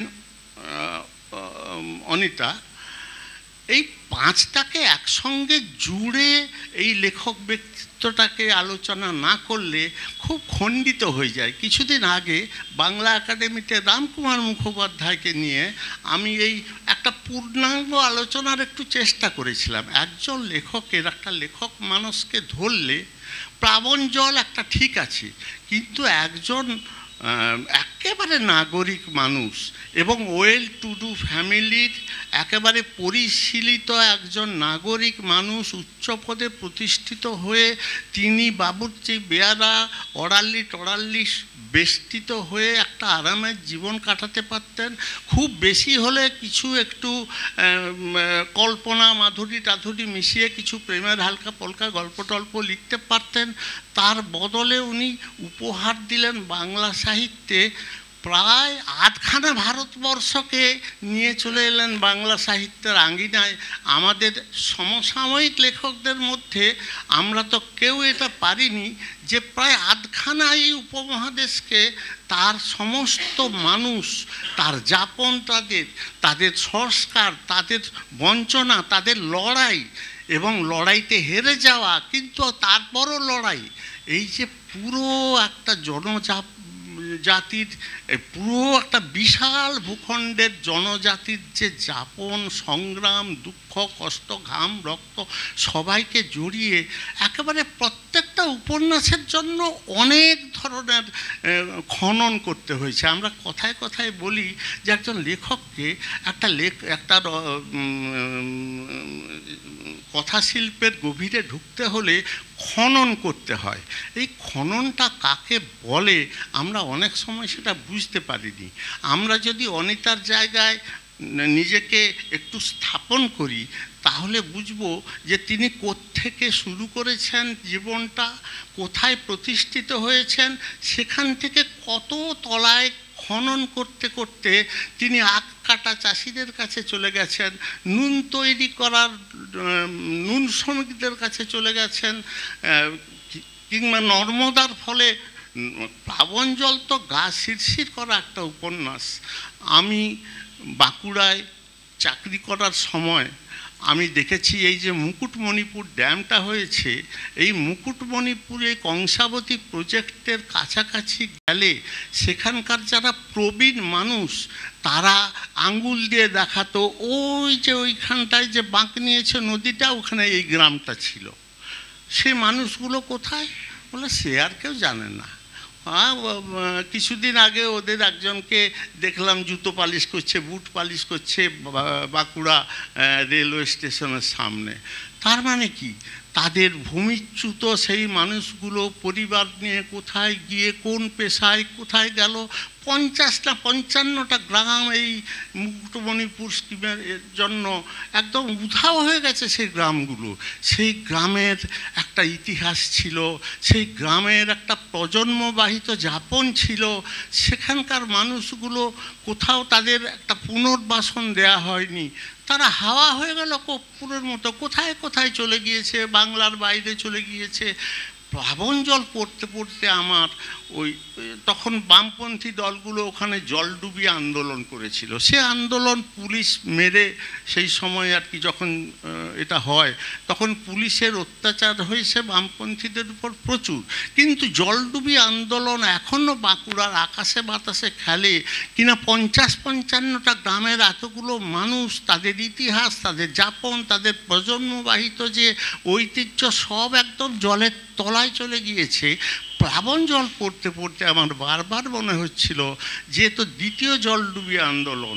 আর অনিতা প্রতিটা উপন্যাসে, যতগুলো উপন্যাসের কথা বললাম, কি দরদের সঙ্গে, কি আন্তরিকতার সঙ্গে এবং কতখানি খনন করে তাদের জীবনের দুঃখ কষ্টের, তাদের অনুভবগুলোকে কিভাবে তুলে এনেছেন। আমার দেখতে দেখতে মনে হয়েছে যে এই খনন কি আমরা সাধারণভাবে করতে পারি? বিশেষ করে অনিতা যে সামাজিক স্তর থেকে বড় হয়েছেন এবং যেখানে তার প্রতিষ্ঠা, সেখান থেকে এই জনজীবনকে দেখাই একটা কঠিন ব্যাপার। তিনি দেখেছেন, দেখে তার তলায়, সেই কুয়োর তলায় নেমেছেন, সেখানকার জীবনগুলোকে ভালো ভালো খুঁড়ে খুঁড়ে বুঝেছেন, চিনেছেন এবং একদম শৈল্পিকভাবে, একেবারে শৈল্পিক ভঙ্গিতে একটা সাহিত্য শৈলীতে সেটা পরিণত করেছেন। আমার মনে হয় এই যে কোনো এই ধরনের লেখক যারা পরিশ্রম করে, খনন করে, এই ধারাবাহিকভাবে এই জার্নিটা করেন, একজন লেখকেরই পুরো জার্নিটা ধরা দরকার ছিল। এবং আমাদের মধ্যে আমরা যারা সমসাময়িক লেখক, আমরা কেউ এই দাবি করতে পারবো না যে আমরা একটা আধখানা ভারতবর্ষকে আমরা বাংলা সাহিত্যের আঙ্গিনায় এনে ফেলেছি এবং এত অনুপমভাবে এনেছি, এত গভীরতায় গিয়ে এনেছি। আমি বারবার ধন্যবাদ দিই অনিতাকে। এই জন্য আজকের এই অনুষ্ঠানে আমি বিশ্বজিৎ বা এখানে যারা উপস্থিত আছেন তাদের বলি, এই 5টা উপন্যাসকে একসঙ্গে নিলে অনিতার যে লেখক ব্যক্তিত্ব, কোথায় তার বুকের মধ্যে সেই ঝোরটা কোথায় আছে, যেখান থেকে উনি আস্তে আস্তে ওই তলায় নামতে পারেন, সেই ঝোরটাকে পাঠককে চিনিয়ে দেওয়ার একটা আয়োজন বোধ হয় করলে।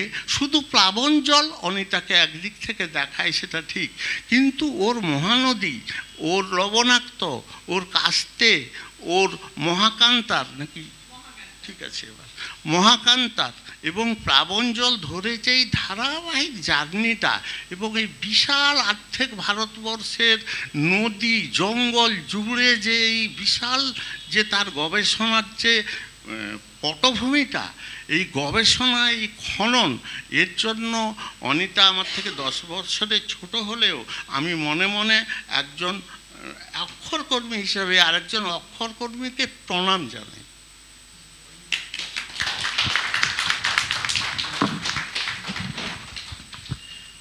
আমরাও কৃতজ্ঞতা জানাচ্ছি ভগীরথদাকে। এটা ঠিকই যে বাংলা সাহিত্যের সীমানাকে প্রসারিত করেছেন, সম্প্রসারিত করেছেন যারা, তাদের মধ্যে অন্যতম একজন অনিতাদি। আসলে সাধারণভাবে যারা বাঙালি লেখক তারা স্বাভাবিকভাবে যে প্রেক্ষাপটকে বেছে নেন তাদের লেখার জন্য অধিকাংশ ক্ষেত্রে বাংলার, আমাদের এই বঙ্গের ক্ষেত্রে পশ্চিমবঙ্গের প্রেক্ষাপটে লেখেন। তবে যিনি আলোচনা করলেন ভগীরথদা, সামনে রামকুমার দা আছেন, তারাও কিন্তু অন্যভাবে ভারত অন্বেষণ করেছেন। আমার ঐন্দ্রজালিকের কথা মনে পড়ছে, আমার মনে পড়ছে মৃগয়ার কথা, হরপার্বতীর কথার কথা মনে পড়ছে আমার, বা ধনপতির কথা মনে পড়ছে। আচ্ছা, না বেশি না, একটা কথা বলতে দেব। আবারও কৃতজ্ঞতা এবং ধন্যবাদ। আমি যে কথাগুলো বললাম এগুলো বক্তৃতা করতে এসেছি বলে, ডেকেছেন বলে কিন্তু নয়। অনিতার সঙ্গে আমি লিখেছি মৃগয়া, এটা ঠিক। সমগ্র ভারতবর্ষের সামন্ততান্ত্রিক রূপান্তর ধরেছি, এটা ঠিক। আমার ঐন্দ্রজালিকের 3 খণ্ডে গোটা ভারতবর্ষ থেকে একদম গান্ধার, ইরান অবধি এর পটভূমি বিস্তৃত, সবই ঠিক। কিন্তু আমি মানুষটি যেখান থেকে জন্মেছি এবং বড় হয়েছি, একদম অজ পাড়াগাঁয়ে বাঁশঝাড়ের কাছে ডোবা পুকুরের মধ্যে লম্ফর বইতে পড়ে পড়ে বড় হয়েছি। আমি যেখানেই চাকরি করতে যাই আমার কাছে বাঁশঝাড়ও থাকে, লম্ফ থাকে। আমার সেই জীবনটা এমন কিছু বেশি খনন আমাকে করতে হয়নি। রামকুমার যেখান থেকে ছেলেবেলা থেকে বড় হয়ে এসছে, রামকুমার যখন সেই জীবনের গল্প করে তখন রামকুমারের অস্তিত্বের মধ্যেই সেই ঝোড়াটা আছে। রামকুমার সেই জীবনটার ভিতরেই বড় হয়েছে। আমি একদম কুপি, বাঁশঝাড়, ডোবা পুকুরের মধ্যেই বড় হয়েছি। আমার 3 পাশে আদিবাসীদের পাড়া বেষ্টিত হয়ে তাদের সঙ্গে খেলাধুলো করতে গিয়ে বড় হয়েছি। তফাৎটা হচ্ছে অনিতা একেবারে খাস কলকাতায় একটা উচ্চবিত্ত পরিবারে জন্মগ্রহণ করেছে, বড় হয়েছে। সে ওই বিশাল গণ্ড সম্প্রদায়, ভিল সম্প্রদায়, ওই যে আরও অদ্ভুত অদ্ভুত সব আদিবাসীদের নাম দিয়েছে, হ্যাঁ, যে সমস্ত সেই সমস্ত সেই অরণ্য বেষ্টিত, নদী বেষ্টিত, সেই দুর্গম সেই ভূখণ্ডর সঙ্গে ওর কোনো পরিচয় ছিল না এবং পরিচয় করার কোনো দায়ও ছিল না। ও যে জায়গা থেকে ওর যে এটা ছিল, সেখান থেকে ওই জীবনে ঢোকার সম্ভাবনাটাই কম ছিল। ঢুকতে চাইলেই তো ঢোকা যায় না। আমরা হয়তো বা অনায়াসে ঢুকতে পেরেছি, কিন্তু অনিতার পক্ষে এত অনায়াস ছিল না। তা সত্ত্বেও ও যেভাবে একটা একেবারে অচেনা ভূখণ্ডকে যেভাবে চিনিয়ে দিয়েছে সাহিত্যের ভাষায়, আমাদের তো মনে হয় না যে ও কলকাতায় ছিল। আমার তো বারবার মনে হয় ও কি গুজরাটের মেয়ে, ও কি অন্ধ্রের মেয়ে, ও কি মধ্যপ্রদেশের মেয়ে, ও কি উড়িষ্যার মেয়ে। যেখানকার জীবনটা দিচ্ছে সেখানকার যেন মনে হচ্ছে ওইখানে ওর জন্ম এবং বেড়ে ওঠা, ওইখানে ওর কৃতিত্ব, আর কিছু না। শুধু ওইখানে কৃতিত্ব না, আরও যেটা বলতে চাইছিলাম, আসলে আপনারা যে ভারতবর্ষকে তুলেছেন, আপনি বা রামকুমার দা, জয়েশ্বর দা, ভারতবর্ষের কথা বলেছেন, তার বৈভব ঐতিহ্যকে মনে রাখতে হবে। ভারতবর্ষ বলে কোনো কিছু এখন মানচিত্রে নেই। অনিতাদি ভারতকে তুলেছেন, যদি একটি কথাই বলি। এই হচ্ছে, এটাইভাবে বোধহয় আমি এইভাবে আলাদা করতে পারি। যাই হোক, আমরা বলেইছিলাম যে আপনারা যারা আছেন আপনারাও আলোচনা করবেন। আমাকে সর্বানিধি তার মুগ্ধতার কথা জানিয়েছিলেন বইটা পড়ে, এবং যখন আমরা এটা নিয়ে অনুষ্ঠান করব বলছি তখন সর্বানিধি বলেছিলেন তিনি বলবেন। সাহিত্যিক সর্বাণী বন্দ্যোপাধ্যায় অনিতাদির থেকে একটু পরে প্রায় লিখতে আসেন বা কাছাকাছি সময়ের। এখন তার কথা শুনবো খুব সংক্ষেপে। আমি পাঠক হিসেবে বলছি। আমার একটা কথা মনে হয়, একটা উপন্যাস শুধু একটা সামাজিক ভূমি, কিছু জনমানস এদের কথা বলে না, কোনো অঞ্চলের কথা শুধু বলে না। একটা উপন্যাস তখনই আমাদের স্পর্শ করে যখন লেখকের নিরুপায়তা আমাদের হৃদয় ছুঁয়ে দেয়। এখানে এই উপন্যাসে আমার আর অনিতার যেহেতু সময়টা একসঙ্গে আমরা মোটামুটি বড় হয়েছি, একই বছরে একই মাসে জন্ম, এবং এই যে সময় আমরা পার করেছি এবং আমাদের যে স্বপ্নগুলো ভেঙে গেছে, চূর্ণ চূর্ণ হয়ে গেছে, আবার কিছু স্বপ্ন হয়তো কোথাও সাকার হয়েছে, সেই জায়গায় দাঁড়িয়ে এই উপন্যাসে অনিতার নিরুপায়তা আমাকে প্রথমে স্পর্শ করেছে। ও যখন লেখে, ও ভেতর থেকে লেখে, প্রাণ থেকে লেখে। ও ভেবে লেখে না যে এতটা যাব না, এখানে ফিরে আসবো, এখানে এই হবে, ওখানে তাই হবে। ও একটা সমগ্র চিত্র তুলে ধরে, এবং যে চিত্রটা আমাদের হতাশার চিত্র। প্রথমে আমি বলি, এত বেশি কথা বলা যাবে না, আমি খুব সংক্ষেপে বলছি যে এই হতাশা ওকে যেভাবে গ্রাস করেছে আমাকে ঠিক সেইভাবে গ্রাস করেছে, যার জন্য আমি এখানে বলতে এসেছি, অনিতার জন্যে নয়, এই বইটার জন্যে আমি এসেছি। আচ্ছা, প্রথমে বলি যে এই একাডেমিক আলোচনা আমি করতে চাইছি না, একাডেমিক আলোচনা অনেক হলো, চিরঞ্জয় অনেক কিছু বলল, ওখানে স্বাতী বলেছে, ভগীরথদা তো খুব সুন্দর বললেন, শুনলাম, শিখলাম আর কি, যেভাবে দেখা উচিত সেটা শিখলাম। কিন্তু এই যে বইটা, এই বইটাতে পরাধীন ভারতবর্ষ নয়, স্বাধীনতার পরবর্তী ভারতবর্ষের শাসকের লুণ্ঠন, লোভ, নিরন্ন অসহায় মানুষের ক্ষোভ যেভাবে প্রকাশ পেয়েছে, এবং যেভাবে স্তরে স্তরে বারবার এক জায়গায় অনিতা ফিরে গেছে, একজন প্রশাসক হয়েও, একজন সমদরদী মানুষ হয়েও সে কিছু করতে পারছে না, এবং তার সঙ্গে সঙ্গে কিছু আন্দোলন কর্মী যারা সত্যিকারের মানুষ, মেধা পাটকরের মতন অনেকে আসছেন, হাত ধরছেন মানুষের, কিন্তু তারাও, মানে মেধা পাটকর তো একসময় জলসমর্পণে বসে গেছিলেন, এই উপন্যাসেই আছে, তবু কিছু করতে পারছেন না। আইনকে ডিঙিয়ে মানুষের লোভ সবাইকে, মানে নিরন্ন মানুষদের আরও অসহায় থেকে অসহায় দিকে ঠেলে দিচ্ছে। এটা আমাকে খুব স্পর্শ করেছে, যেটা সাদা চোখে দেখা যাচ্ছে উপন্যাসে, যে বাঁধ দিলে গুজরাটের হয়তো কিছু লাভ হবে, মধ্যপ্রদেশ এবং মহারাষ্ট্র খুব ক্ষতিগ্রস্ত হবে। এমনকি মধ্যপ্রদেশ সরকার বলেই দিচ্ছে আমরা জমি দিতে পারবো না, পুনর্বাসনের জন্য আমরা টাকা দিতে পারবো। সেখানে মহারাষ্ট্র কিছু জমি হয়তো দিচ্ছে, টিনের কিছু ঘর দিচ্ছে, সেখানে সুজলা সুফলা সংসার ছেড়ে মানুষ গিয়ে উঠছে টিনের ঘরে। ভিল সম্প্রদায়ের কথাও বলছে। এবং এখানে প্রথমে একটা কথা বলি, এই জলস্তর বাড়ছে, যেটাও বারবার উল্লেখ করেছে যে ভয়ঙ্কর কথাটা, যে এই জলস্তর বাড়ার পেছনে পুনর্বাসনের যে নীতি, সেটা কিচ্ছু মানা হচ্ছে না। কিচ্ছু না মেনে ঘর থেকে মানুষ, নিরন্ন মানুষ, তারা অসহায় মানুষ, তারা ডুবে যাচ্ছে। কিন্তু সেই ডুবে যাওয়াটা দাঁড়িয়ে একজন প্রশাসককেও দেখতে হচ্ছে, সাধারণ মানুষ তো তার ফল ভোগ করছে, এবং তার পেছনে রয়েছে কিছু ধূর্ত লোভী মানুষ। বিশ্বব্যাংক এসে বলে যাচ্ছে যে তারা দিতে পারবে না ঋণ, কেননা কোনো নিয়ম মানা হচ্ছে না পুনর্বাসনের। জার্মানি ফিরে যাচ্ছে, সুপ্রিম কোর্ট আইন করছে, সমস্ত কিছুকে লঙ্ঘন করছে কিছু ধূর্ত লোভী মানুষ, যাদের পরিচয় আমরা এখনও এই ভারতবর্ষে পাচ্ছি। সেই দিকে অনিতা আঙুল তুলেছে, যেটা আমার এই উপন্যাসে আমাকে স্পর্শ করেছে। স্বাধীন মানুষের যে ভোগ লালসা, কিছু মানুষের এই জীবনে সব কিছু পেয়ে যাওয়ার যে ইচ্ছে, তাদের সম্পদের বেড়ে যাওয়া, ক্রমাগত বেড়ে যাওয়া, আর কিছু মানুষের ক্রমাগত ডুবে যাওয়া, সেই গ্রাম ডোবা থেকে আমরা দেখতে পেয়েছি। একের পর এক গ্রাম ডুবেছে, কত গ্রাম ডুবেছে, 300-400 গ্রাম ডুবেছে, যার জন্য বারবারও পরিসংখ্যানে ফিরে এসছে।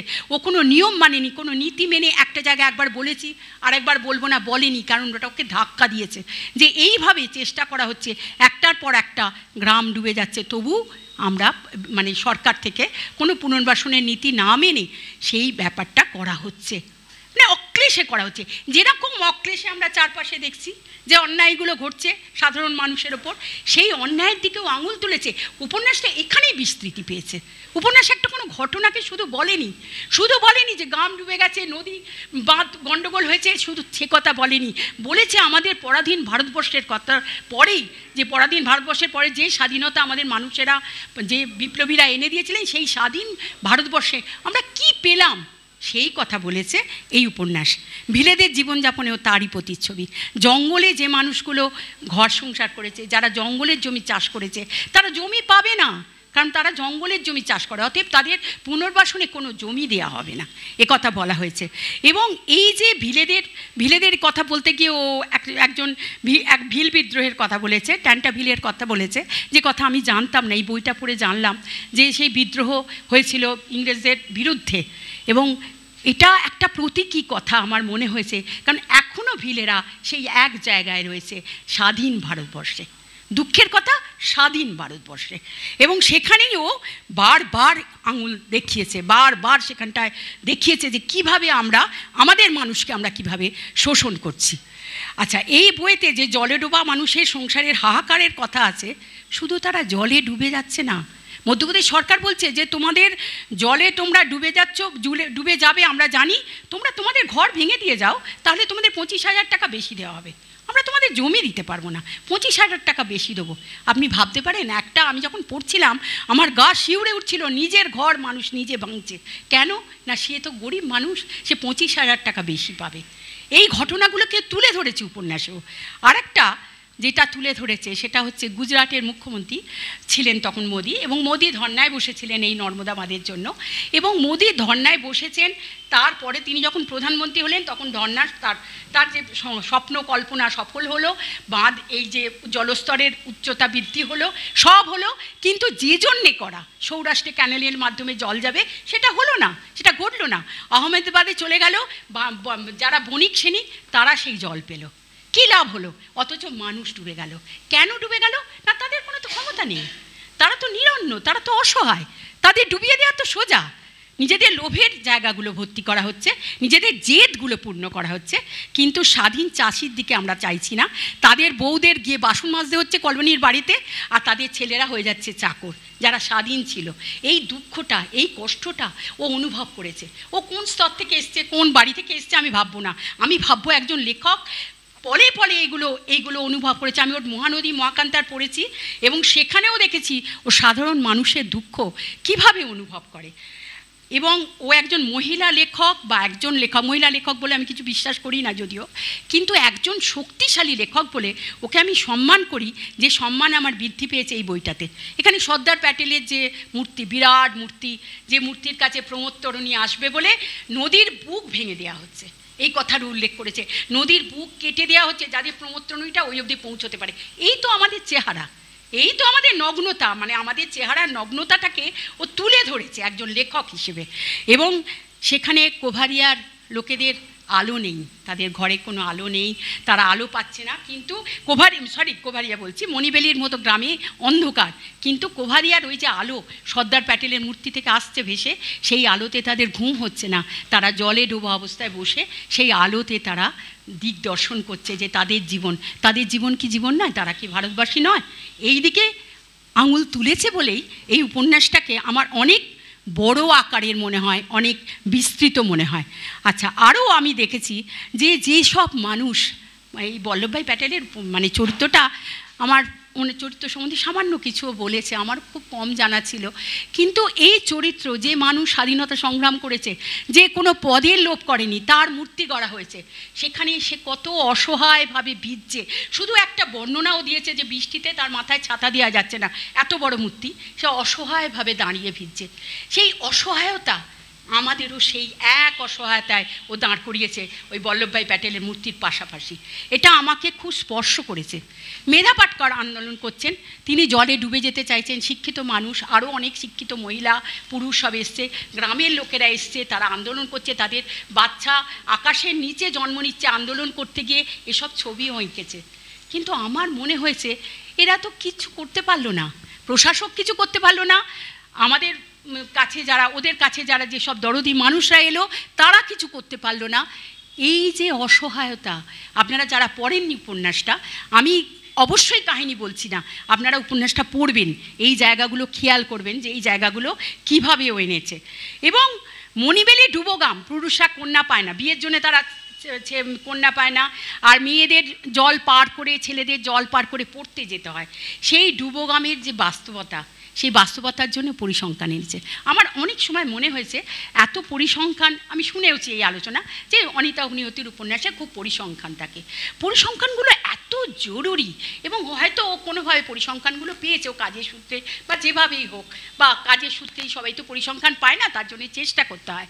তো যাই হোক, এই যে পরিসংখ্যানগুলো দিয়েছে, বারবার দেখি এক জায়গায় দাঁড়ায় যেখানে পুনর্বাসনহীন ডুবো মানুষ যারা ডুবে যায় কিছু ধূর্ত শাসকের প্রবঞ্চনায়। উপন্যাসের কাজ একটা সময়কে ধরা। অনিতার উপন্যাস বৃহত্তর সময়ের পরিপ্রেক্ষিতে স্বাধীনতার পরবর্তী শোষিত ভারতবর্ষকে এবং জনসংখ্যার দৈনন্দিন জীবনযাপনকে খুব স্পষ্ট ভাষায় বারবার তুলে ধরেছে প্রত্যেকটা উপন্যাসে, এবং এটাতে এটা আমাকে ভীষণভাবে স্পর্শ করেছে। আর এই উপন্যাসে যে প্রতিবাদী মানুষের যে নিরুপায় ক্ষোভ, তাতে আমিও সামিল হয়েছি। আমি লেখিকাকে সম্মান জানিয়েছি।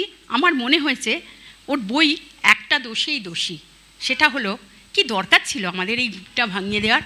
আমি তো বেশ নিশ্চিন্তে ঘুমোচ্ছিলাম ওই মানুষগুলোর জন্য। যখন আমি কেঁদেছি বইটা পড়তে পড়তে, তখন আমার মনে হয়েছে জানার তো দরকার ছিল না, কেন জানালো অনিতা? এই একটা দোষীও করেছে, প্রত্যেকটা বইতে এই একটা দোষীও বারবার পড়ে যাচ্ছে। আমাদের ভারতবর্ষের এই যে অবস্থা, এটাকে তুলে ধরছে, এবং আমার মনে হয় কিছু কিছু বই তো থেকে যাবে, ওর বই থেকে যাবে এবং আমাদের এই সময়টাকে বর্ণনা করবে। আমি একটু বেশি আবেগপ্রবণ হয়ে পড়ি, আর বলবো না। তবে বইটা আমাকে সত্যি স্পর্শ করেছে, যার জন্য আমি ওই চন্দননগর থেকে ছুটে এসেছি। বিশ্বজিৎ যেটা বললো, একদম পাঠক হিসেবে বলার জন্য, এবং অনেক ধন্যবাদ লেখিকাকে যে একটা অবস্থাকে তুলে ধরাই আমাদের কাজ। আমাদের কাজ কি ঘরের ছবি তুলে ধরা নয়, আমরা কোথায় আছি আঙুল দিয়ে সেটাকে দেখিয়ে দেওয়া, যাতে ভবিষ্যৎ প্রজন্ম আমাদের দায়ী করতে না পারে যে তোমরা কি করেছো, এতদিন ধরে তোমরা কি লিখেছো, যাতে আমরা কিচ্ছু জানতে পারলাম না। আমি জেনেছি শুধু নয়, আমার পরবর্তীকাল জানবে, এবং এই যে ধারাবাহিকতা অনিতা রাখছে সেটা দীর্ঘজয়ী হোক। অনিতাকে আবার আমি সাধুবাদ জানাচ্ছি, এবং সব পাঠককে বলছি যে হয়তো সব সময় সম্ভব হয় না, তবু ওর দু একটা উপন্যাস আপনারা পড়ে দেখবেন, এবং প্লাবনজল অবশ্যই পড়বেন। কারণ আমি পড়তে খুব ভালোবাসি, লিখতে যত না ভালোবাসি, লিখতে যত না পারি, পড়তে ভালোবাসি, এবং এটা আমাকে খুব টাচ করেছে। সর্বানিধিকে ধন্যবাদ। এতক্ষণ প্লাবনজলের যে আলোচনা হয়েছিল, সেই আলোচনায় অন্য একটি মাত্রা যোগ করেছেন। অনেকেই আপনারা বলতে চেয়েছেন, কিন্তু আমাদের সময় কম। আমি একজনের শুধু 2 মিনিট 2 লাইন বলবেন, অনুপম মুখোপাধ্যায়। হ্যাঁ, উপন্যাস নিয়ে কিচ্ছু বলবো না, উপন্যাস নিয়ে বিশ্লেষণের জায়গা নয় এটা। যারা পড়বার তারা পড়ে নেবেন। আমি ভগীরথদার সূত্র ধরে দুটো কথা বলতে চাইছি। সেটা হচ্ছে যে অনিতা অগ্নিহোত্রীর যে লেখাগুলো প্লাবনজলেও আছে, বা ওই মহানদী থেকে ধারাবাহিক লেখাগুলোর মধ্যে আছে। আমি আরেকটা অনুরোধ করব পাঠকদের, যে অনিতা অগ্নিহোত্রীকে জানতে গেলে তার প্রবন্ধগুলো পড়তে হবে। আমি ব্যক্তিগতভাবে প্রবন্ধ বিভিন্ন জায়গায় বেরোয়, যেগুলো বিভিন্ন প্রবন্ধ ভালো লাগলে পেপার কাটিং করে রাখি। তো আমার একটা তাকই হয়ে গেছে অনিতা অগ্নিহোত্রীর প্রবন্ধের পেপার কাটিংয়ে। অ্যাকচুয়ালি এত ভালো লেখেন প্রবন্ধগুলো, এই দেশেও একটা বেরিয়েছে রিসেন্টলি, এবং বাস্তবত মানে যে ঘটনাগুলো ঘটছে, ঘটনা প্রবাহগুলো ঘটছে, তার পরিপ্রেক্ষিতে লেখাগুলো উনি লেখেন, এবং একটা দৃষ্টিভঙ্গি থেকে লেখেন। এই দৃষ্টিভঙ্গিটাই হচ্ছে আসল, যে দৃষ্টিভঙ্গি থেকেই উনি আমাদের যে ভারতবর্ষের আসল মানুষ, যারা ভারতবর্ষের উন্নয়ন যারা আসল ঘটাতে পারে, সেই কোলভিল সাঁওতাল মুন্ডাদের যে জীবন, যারা আসল উন্নয়নটা বোঝেন, যে পাহাড় কাটলে কোন দিকটা কাটলে ক্ষতি হবে, কোন দিকটা কাটলে ক্ষতি হবে, যারা এটা বোঝেন, তাদের জীবন নিয়ে উনি লেখেন ওই দৃষ্টিভঙ্গির জন্যেই। আর এই দৃষ্টিভঙ্গির জন্যেই তিনি যে প্রবন্ধগুলো লেখেন, সেই প্রবন্ধগুলো পড়া খুব দরকার। এটা বলার জন্য আমি আজকে উঠলাম। আর আরেকটা কারণ হচ্ছে যে মেধা পাটেকারের যে আন্দোলন, সেই আন্দোলনে আমি একসময় শরিক ছিলাম। গণবিজ্ঞান আন্দোলন যখন হচ্ছিল, কলকাতা জুড়ে হচ্ছিল বা বিভিন্ন জায়গায় হচ্ছিল, সেই গণবিজ্ঞান আন্দোলনের শরিক ছিলাম আমি। আমার মনে আছে শিয়ালদায় লেকচার দিচ্ছিলাম, অনেক দিয়েছি। তো যাই হোক, তার সাথে প্লাবনজলের রিলেশন রয়েছে, তাই জন্য আরও বেশি করে যখন ওই ধারাবাহিক বেরোচ্ছিল তখন একবার পড়েছিলাম, আবার বইটা প্রকাশ হওয়ার পরে আরেকবার পড়লাম। এই কারণে ভালো লাগা। আর এটা বলার জন্য বললাম যে দৃষ্টিভঙ্গিটা যদি লেখককে আর জানতে হয়, বুঝতে হয় একজন লেখিকাকে, তার শুধু উপন্যাস পড়লে হবে না, তার দৃষ্টিভঙ্গিগত প্রবন্ধগুলো পড়তে হবে, এবং এক্ষেত্রে তার প্রবন্ধগুলো পড়তে আমি অনুরোধ করব সবাইকে। ধন্যবাদ। অনুপম দাকে ধন্যবাদ। গণিতাদির হাতে আমাদের একটি টোকেন উপহার তুলে দেবেন অ্যান্টোনিমের ডিরেক্টর বিশ্বদীপ চক্রবর্তী।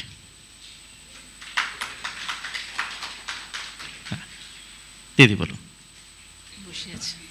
আমি জাস্ট অল্প দু এক কথা বলি, বইটা নিয়ে বিশেষ কিছু আমি বলবো না, যারা পড়তে চান বইটা অবশ্যই পড়বেন।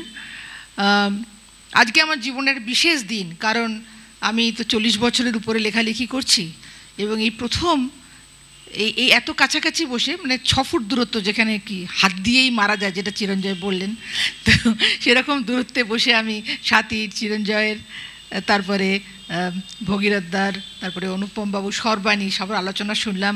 অনেক দূর থেকে সবাই এসেছেন, আর এটা একটা অদ্ভুত রকমের পাওয়া। সাথী একরকমভাবে বললো, আর আপনি আর একরকমভাবে বললেন চিরঞ্জয় বাবু। মানে আপনাকে ওইটাই বলি, আমি যখন লিখি আমি তো ওই স্থানিক ভাষা ব্যবহার করি না, সেটা পাঠকের জন্য খুব বড় লোড হয়ে যাবে, কিন্তু দু একটি শব্দ সচেতনভাবে আমি অন্য ভাষার রাখি। আমার কথার মধ্যে মারাঠি, ওড়িয়া, হিন্দি শব্দ মাঝে মাঝে আসে। তো আমি এটা আমার মনে হলো প্লাবনজল যে আমি লিখেছি, সেটা আমি দেশের যে আমাদের আলোচনা হয়েছিল সেটা আমি অনেক বিস্তৃতভাবে বলেছিলাম যে একটা বই লেখা হয়ে গেলে সেটা হাত থেকে বেরিয়ে গেল, আমার কিছু করার নেই। এখন আপনারা সেটা পড়বেন না, নিন্দে করবেন, ভালোবাসবেন, এটাতে আমার আর কিছু করার নেই। কিন্তু প্লাবনজল ছিল আমার জীবনের অন্যতম কঠিন কাজ। আমি এর আগেও মহানদী লিখেছি, মহানদী আমি 5.5 বছর ধরে লিখেছি, আপন মনে ঘুরে ঘুরে। আমাকে অনেকেই জিজ্ঞেস করেন যে আপনি কি ওখানে পোস্টেড ছিলেন? আমি পোস্টিংয়ের জায়গা নিয়ে কিছু লিখি না, আমি এক এক জায়গায় বারবার যাই। আমি পুরো মারাঠওয়াড়া ঘুরেছি, অমরাবতী ঘুরেছি, মহারাষ্ট্রে নিজেই গেছি আমি। তো প্লাবনজলের একটা ব্যাপার ছিল যে আমার সঙ্গে এই যে পুরো আন্দোলনটার একটা সম্পর্ক তৈরি হয়েছিল 1994 সাল থেকে। তখন আমি নিজেও পুনর্বাসনের কাজ করছি ওড়িশাতে। এই যে বন্যিকে যে কারণে আমি আনলাম, কারণ এতে একটা জায়গা তৈরি হলো যেখানে কিছু কথা বলা যেতে পারে উল্টো দিক থেকে বা একই দিক থেকে। তো এই যে আমার যাওয়াটা, এইটা কিন্তু মোটেই সহজ ছিল না, কারণ আমার সবসময় মনে হয় যে একটা আন্দোলন, আমাদের স্বাধীন দেশের দীর্ঘতম অহিংস আন্দোলন, সেটার কি কোনো কাহিনী বা কোনো কথা বাংলা সাহিত্যে আসবে না? আমার সেই পাখি মা তো মনে হয়, আমি যেখানে যাই বাসায় সন্তানদের জন্য যেরকম কুটো নিয়ে আসে পাখি, সেরকমভাবে আমি কিছু না কিছু নিয়ে আসি বাঙালি পাঠকদের জন্যেই, আমার ভাষার পাঠকদের জন্যে। আর এইটা করতে গিয়ে আমার পরিশ্রম যেটা, সেটা কেবল কায়িক পরিশ্রম নয়, নর্মদা অববাহিকা আমি বহুবার গেছি। এবারও বই লেখার সময় প্রায় পুরোটা পরিক্রমা করেছি আমি। অমরকন্টক থেকে ভারুচ পর্যন্ত বারদৌলি গেছি, কারণ সর্দারের কথা জানার জন্য। এটা যে করা জরুরি ছিল তা নয়, আমি কোনো পর্যবেক্ষণ বা গবেষণার জন্য যাইনি। আমার মনে হয়েছে যে মানুষের কাছে গেলে আমার নিজের মধ্যে একটা প্রক্রিয়া তৈরি হয়। এই লেখাটা সেই প্রক্রিয়া সঞ্জাত, কিন্তু অল্পই আসে তাতে। 90 যদি আমি 100 দেখি, তা 10 হয়তো লেখার মধ্যে এলো। কিন্তু আমার একটা বোধ, খুব আবেগের একটা জায়গা ছিল যে এই মানুষগুলির কথা আমি লিখি। আর লিখতে গিয়ে যা হয়, এভাবে তো সহজ করে লেখা যায় না, কারণ এটা 200 কিলোমিটার লম্বা একটা বাঁধ। মানে কলকাতা থেকে দুর্গাপুর যদি আমি একটা বাঁধ তৈরি করি, সেটা কেন এভাবে ডিজাইন হলো? কেন গুজরাটকে জল দেওয়া যদি উদ্দেশ্য ছিল, এটাই কি একমাত্র ডিজাইন ছিল? মানে আমি যে প্রশ্নটা করেছি সেটা কেবল উচ্ছিন্ন আদিবাসীদের কথা নয়। আমি যেটা বলতে চেয়েছি যে একটা স্বাধীন দেশের যে প্রসেস অফ ডেভেলপমেন্ট, সেটার মধ্যে কোনো কনসালটেশনের জায়গা নেই। পৃথিবীর বৃহত্তম প্রজেক্ট হলো উইদাউট এনভায়রনমেন্টের ক্লিয়ারেন্স, এবং তার কোনো কনসালটেশন হলো না। কারোর সঙ্গে কেউ আলোচনা করেনি, ভাই তোমরা কোথায় যাবে, তুমি চাষি না তুমি জেলে, তুমি কোথায় গিয়ে বাস করবে, কোনো কথা নেই। তোমাদের এখন উঠতে হবে, তোমরা এখন ওঠো। এই লোকগুলির সংখ্যা সামান্য। আপনি বলতে পারেন যে পরিমাণ বিদ্যুৎ হয়েছে, যে পরিমাণ সেচ হয়েছে, সেই তুলনায় এই 3 লাখ লোক কী করতো? কিন্তু এটাও তো একটা কথা, নর্মদা যত সেচ দিয়েছে তার থেকে বেশি জমি ডুবিয়েছে। সেগুলো সেচ হওয়া জমি, সেটা ডুবিয়ে তার থেকে কম সেচের ক্ষেত্র তৈরি করা হয়েছে। এবং যত অরণ্য ডুবিয়েছে নর্মদা একা, সেই অরণ্য আমরা এখনও সৃজন করতে পারিনি। আমার প্রশ্ন হচ্ছে যে আমরা কেন কথা বলতে পারছি না? আমাদের কোনো কনসালটেটিভ প্রসেসটা কেন নেই? এটা হচ্ছে উপন্যাসটার মূল, যদি বলা যায়, বেদনা বা এইটাই আসল কথা, এর বেশি আমি বলবো না। আর আমি বলবো যে আমি তো আমাদের অগ্রজ সমসাময়িক, কিন্তু অগ্রজ ভগীরথ দা, ঝড়েশ্বর দা, রামকুমার আমারই বয়সী, অগ্রজ বললাম না, মানে এদের লেখা আমাকে প্রভাবিত করে, এদের লেখা পড়ে আমার লেখার যে প্রসেসটা চলেছে। কিন্তু আজকে ভগীরথ দা যে কথাগুলো আমার সামনে বললেন, সে কথাগুলো এত মূল্যবান এবং এত সম্মানের যে ধরা যায় যে বৃহত্তম সাহিত্য সম্মান দেশের আমি আজকেই পেয়ে গেলাম। অনেক ধন্যবাদ আপনাদের সবাইকে, খুব ভালো লাগছে।